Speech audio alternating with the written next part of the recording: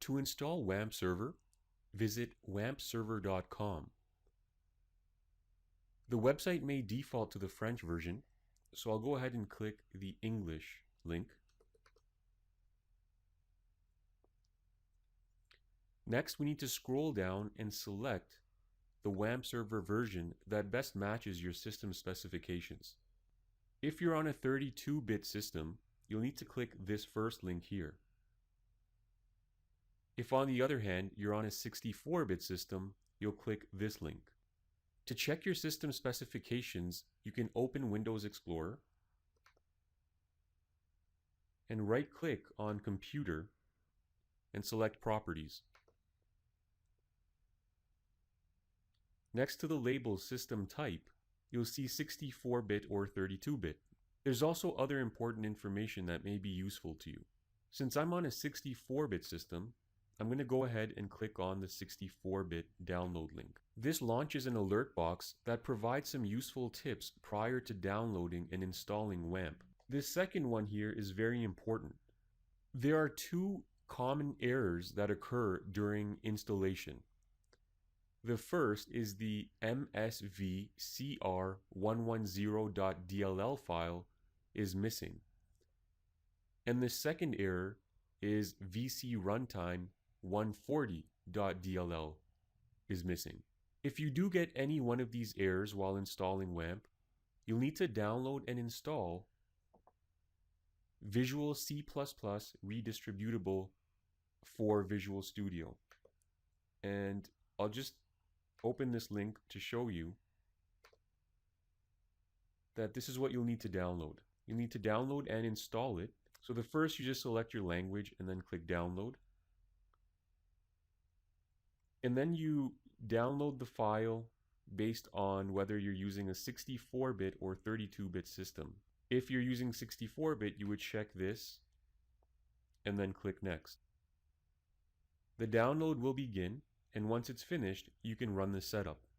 Now this is only if you do receive those two error messages. Since I already have this package installed on the system, I don't need to run the setup file. I'll go ahead and click the download directly link to download WAMP server installation.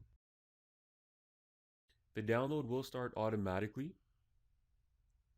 and it'll save to your downloads folder unless you've specified otherwise. I already have the installation file downloaded, so I've canceled the download.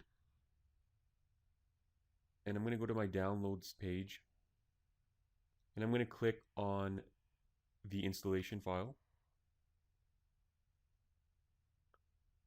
Click Next.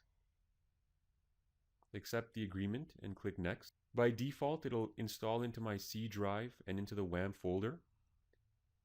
So unless you want to install it into another folder, just go ahead and click Next. I've already had this installed on the system previously, so you probably won't get this message. So I'll go ahead and click Yes.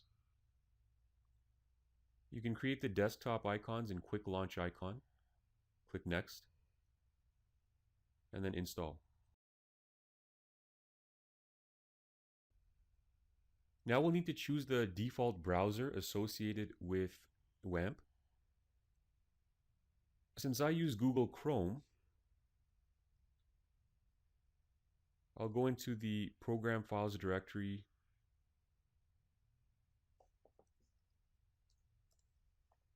and then into the Google folder and select Chrome application.